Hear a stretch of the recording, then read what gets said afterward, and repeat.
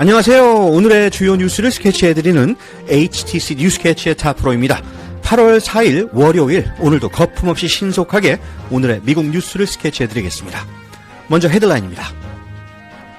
미국은 일부 국가 국민의 단기 비자 신청 시 최대 15,000달러의 보증금을 요구하는 시범 사업을 시작합니다. 연방정부 예산 삭감과 감원 여파로 워싱턴 DC 지역 경제가 빠르게 침체되고 있습니다. 히스패닉계 공화당 의원들이 트럼프의 무차별 추방 정책에 반대하며 장기 체류 이민자 보호 법안을 추진 중입니다. 텍사스 주지사는 도주한 민주당 의원들을 퇴출하겠다고 경고했고 다른 주에서도 선거구 재조정 맞대응이 이어지고 있습니다. 뉴욕 지하철에서 화재가 발생해 13명이 연기 흡입 피해를 입었고 일부 노선 운행이 중단됐습니다. 트럼프는 고용 통계 조작을 주장했고 선거구 분쟁은 전국 정치 싸움으로 확산되고 있습니다. 테슬라는 머스크 CEO에게 300억 달러 규모의 주식 보상을 승인하며 그의 경영 지속을 유도하고 있습니다. 미국 증시는 상승 마감했고 원달러 환율은 약 1384원대로 하락했습니다. 이스라엘 총리가 자신을 수사하던 검찰총장을 해임하며 사법부와 충돌이 불가피해졌습니다. 러시아 점령지 주민들이 극심한 물 부족에 시달리며 푸틴 대통령에게 도움을 호소하고 있습니다. 지금까지 오늘의 헤드라인이었습니다. 오늘도 뉴스캐치를 찾아와 주셔서 감사드립니다. 오늘 첫 소식입니다. 앞으로 일부 국가 국민들이 미국의 단기 비자로 입국하려 할 경우 최대 15,000달러의 보증금을 요구받을 수 있게 됩니다. 미국 정부가 새로운 시범 사업을 통해 이를 제도화하려는 움직임인데요. 자세한 내용 유미정 기자와 함께 알아보겠습니다. 유 기자, 이번 조치 정확히 어떤 제도입니까? 네, 이번에 미국 국무부가 발표한 새로운 시범 사업은 B1 사업 비자와 B2 관광 비자를 신청하는 외국인들을 대상으로 한 보증금 제도입니다. 이 제도는 12개월 동안 시범적으로 운영될 예정이며 오는 20일부터 본격 시행됩니다. 이 시범 사업은 특정 국가의 국민들 중 비자 유효 기간이 지난 후에도 미국에 체류하는 비율이 높은 경우 미국 정부가 사전에 보증금을 요구해 출국을 유도하려는 목적으로 도입됐습니다. 그렇군요. 그럼 이 보증금 제도는 어떤 식으로 적용되는 건가요? 보증금 액수나 환급 조건 같은 구체적인 내용을 전해주시죠. 네, 비자 신청자에게 요구되는 보증금은 5,000달러, 1만 달러, 1만 5,000달러 중 하나로 미국 영사관의 판단에 따라 차등 적용됩니다. 이 보증금은 단순히 내는 비용이 아니라 조건부 예치금으로 일정 조건을 충족하면 전액 반환됩니다. 조건으로는 정해진 비자 기간 내에 미국을 출국해야 하고 미국 정부가 지정한 공항을 통해 출입국해야 하는 등의 요건이 있습니다. 이를 지키면 보증금은 돌려받을 수 있습니다. 이 보증금 제도의 대상 국가는 어떻게 선정되나요? 미국 국무부는 이번 시범 사업의 적용 대상 국가를 공식적으로 15일 전에 발표할 예정입니다. 대상국 선정 기준으로는 국토안보부가 발표한 기한 초과 체류 보고서를 근거로 사용한다고 밝혔습니다. 국토안보부의 2023 회계연도 보고서에 따르면 비자 면제 프로그램을 체결한 국가의 평균 초과 체류율은 0.62%인데요. 한국은 이보다 낮은 0.3%로 나타났습니다. 그렇다면 한국은 이 제도의 대상에서 제외될 가능성이 높겠군요. 네, 그렇습니다. 미국이 비자 면제 프로그램을 체결한 국가 자체가 초과 체류에 대한 우려가 낮다는 것을 의미하고 특히 한국처럼 체류율이 평균보다 낮은 국가는 보증금 제도의 적용 가능성이 낮습니다. 반면 비자 면제 프로그램이 없는 국가들의 초과 체류율은 평균 3.2%에 이르기 때문에 이런 국가들이 우선적인 대상이 될 것으로 보입니다. 이 보증금 제도는 과거에도 추진된 적이 있었던 것으로 알고 있는데요. 맞습니다. 국무부는 이미 2020년에도 같은 내용을 기반으로 보증금 시범 사업을 운영하려고 했으나 코로나19 팬데믹으로 인해 전 세계 여행 수요가 급감하면서 시행이 무기한 연기됐었습니다. 그리고 다시 트럼프 대통령이 올해 1월 20일 취임과 동시에 불법 이민을 막기 위한 행정명령에 서명하면서 이 보증금 제도가 다시 부활하게 된 겁니다. 그렇다면 이번 시범 사업의 결과에 따라 제도화 여부도 결정될 가능성이 있겠군요. 네, 정확히 그렇습니다. 이번 1년간의 시범 사업을 통해 실제로 초과 체류율이 줄어들고 이민 행정이 보다 투명하고 예측 가능하게 운영되는지에 따라 국무부는 향후 이 제도의 정식 도입 여부를 결정할 계획입니다. HTC 뉴스캐치 유미정이었습니다.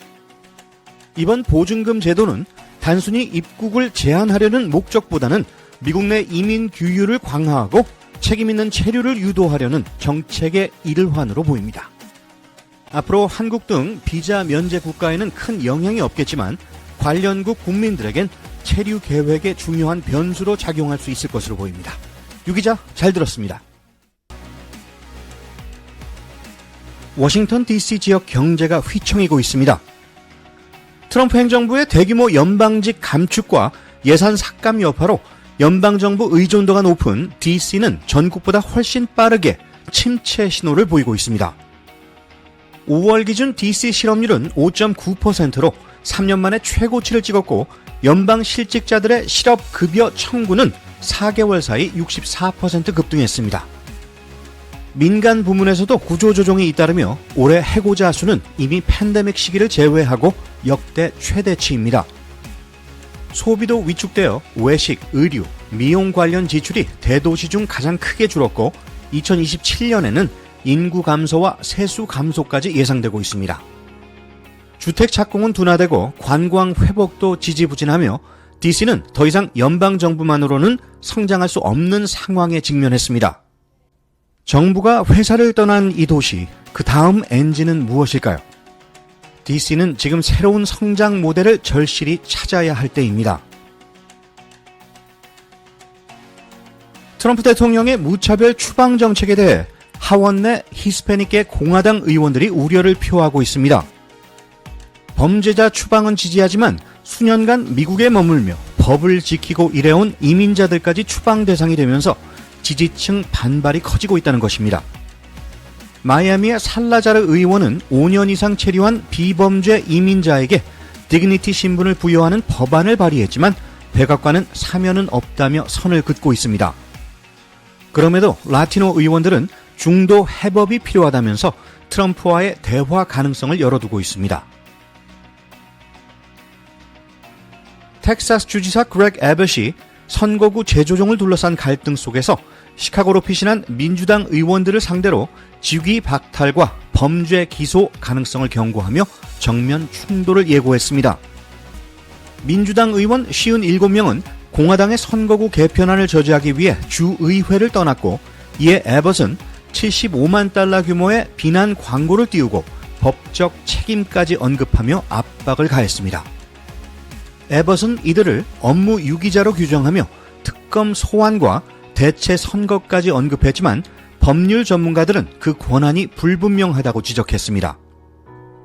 민주당은 회기 종료까지 2주 동안 버티겠다는 입장이며 일부 주에서는 텍사스 공화당의 행동에 보복하듯 자체 선거구 재조정 움직임도 시작됐습니다. 뉴욕 주지사 캐시 호컬은 이건 정치 전쟁이라면서 독립재조정위원회 무력화도 언급했습니다. 민주당 측은 선거 지형 전면전을 선언하며 전선을 전국으로 확대하고 있습니다. 오늘 오전 6시 15분 뉴저지 저지시티의 뉴포트역에서 정차 중이던 맨하튼행 패스 열차 하부에서 화재가 발생했습니다. 객실과 플랫폼에 연기가 가득 차며 승객들이 긴급히 대피했고 SNS에서는 열차 문을 열어달라는 다급한 목소리와 연기로 가득 찬 내부 영상이 공유됐습니다. 이 사고로 13명이 연기 흡입으로 응급조치를 받았고 그중 9명은 병원으로 이송됐습니다. 화재 여파로 출근 시간대 호보켄에서 미드타운 세계무역센터를 잇는 두 노선의 운행이 중단됐으며 현재 항만청이 화재 원인을 조사 중입니다. 도널드 트럼프 대통령은 최근 국가 고용 통계를 총괄하던 책임자를 해임한 지 며칠 만에 7월 고용 보고서가 부진하게 나오도록 조작됐다고 다시 주장했습니다. 그는 오늘 소셜미디어에 근거를 제시하지 않은 채 조작된 숫자가 공화당의 성과를 흐리게 만든다고 적었고 이날 공개 일정은 없었습니다. 같은 날 오후 재개되는 텍사스 주 하원 회의를 앞두고 공화당이 추진하고 트럼프가 지지하는 선거구 재조정안을 저지하려고 주 밖으로 떠난 민주당 의원들에게 그렉 에벳 주지사는 복귀하지 않으면 퇴출을 시도하겠다고 압박했습니다. 이에 대응해 뉴욕의 캐시 호컬 주지사는 주 선거구 재조정 방안을 검토 중이라며 우리는 전쟁 중이라고 강경 메시지를 냈습니다. 고용 통계와 선거구를 둘러싼 공방은 전국적 정치 전선으로 번지고 있습니다. 테슬라 이사회가 일론 머스크 CEO에게 약 300억 달러 규모의 주식 보상을 승인하며 그의 회사 충성도를 재확인했습니다. 조건은 향후 2년간 경영에 머무르고 주식은 최소 5년간 팔 수 없습니다. 이는 AI와 로봇 분야로 확장 중인 테슬라의 미래를 머스크 중심으로 안정시키기 위한 조치입니다. 최근 테슬라 주가와 실적은 트럼프 행정부와의 정치적 관계 이후 흔들렸고 머스크는 지분 25% 미만으로는 AI 중심 전략에 불안을 느낀다고 공개적으로 언급하기도 했습니다. 이 보상안은 2018년 지급 예정이던 558억 달러 규모의 기존 보상안이 법정 분쟁 중인 상황에서 나온 대체안이지만 만약 머스크가 소송에서 이기면은 이번 주식 보상은 무효가 됩니다. 테슬라 측은 AI 전쟁에서 머스크만큼 적합한 인물은 없다면서 머스크를 붙잡는 것이 미래 생존 전략임을 강조했습니다. 미국 증시는 지난 금요일 급락 이후 강한 반등에 성공하며 주요 지수가 모두 상승세로 마감했습니다. S&P 500은 전일 대비 1.5% 상승해 6,329.94에 마감했고 다우존스 산업평균 지수는 1.3% 올라 44,173.64, 나스닥은 기술 중심으로 2% 급등하며 21,053.58로 거래를 마쳤습니다. 이번 상승은 아이덱스 실적 호조와 타이슨의 분기 실적이 예상보다 강하게 나온 덕분이며 테슬라, 웨이페어 등 기술주들이 주도했습니다. 원 달러 환율은 하루 동안 약 0.3% 떨어져 1384.96에 마감했으며 이는 글로벌 달러 약세 흐름과 맞물려 국내 수출업체의 환 리스크를 일부 완화시킬 수 있는 수준입니다. 이스라엘 총리 네타냐후 정부가 오늘 자신에 대한 부패 수사를 지휘해온 갈리 바라브 미아라 검찰총장을 전격 해임했습니다. 내각은 만장일치로 해임을 결정했으며 이는 네타냐후가 수년간 추진해온 사법 체계 재편의 핵심 조치로 평가됩니다. 바라브 미아라 측은 이번 해임이 불법이라며 강하게 반발했고 야당은 즉각 헌법재판소에 효력 정지 신청을 제기했습니다. 한편 인질 문제와 전쟁 종식에 진전이 없자 미국의 인내심도 바닥을 보이고 있습니다. 최근 하마스가 송출한 수감 인질 영상은 이스라엘 사회에 충격을 주었고 시민들은 정부가 전쟁도 인질도 해결하지 못하고 있다며 분노를 표출하고 있습니다. 이스라엘 내부는 현재 전쟁보다 정치가 중심이 된 위기 국면에 빠져 있습니다. 러시아가 점령한 우크라이나 도네스크 지역에서 물 부족이 극심해지자 지역 어린이들이 푸틴 삼촌 제발 도와주세요라며 영상으로 호소했습니다. 한 소녀는 아이들은 웃고 뛰어놀아야지 물을 기다리는 게 아니에요 라며 눈물을 흘렸고 또 다른 아이는 이러다 기생충이 생길 거예요 라며 절박함을 전했습니다. 러시아는 점령지를 천국처럼 꾸민 선전 영상으로 여론을 속이려 하지만 실제 주민들은 수돗물이 녹슬고 한 방울도 안 나오는 상황에 분노하고 있습니다. 마리우폴, 오시펜코 등 일부 지역은 물 공급이 일주일 넘게 끊기기도 했으며 주민들은 왜 우리를 이렇게 미워하냐며 모스크바 인명 당국자들에게 따졌습니다. 러시아가 전쟁 중 파괴한 도네츠크 수로는 아직 복구되지 않았고 어린이와 주민들이 줄을 서서 플라스틱 병에 물을 받는 영상은 참혹한 현실을 그대로 보여줍니다. 선전보다 생존이 절실한 지금 점령지 주민들의 외침은 러시아의 무책임한 통치 실태를 그대로 드러내고 있습니다. 좋은 사람은 많다고 합니다. 나를 힘들게만 하는 사람과 시간 낭비하지 마세요라는 말이 있습니다. 오늘 주위 분들에게 좋은 사람으로 한번 남아보시는 것이 어떻겠습니까?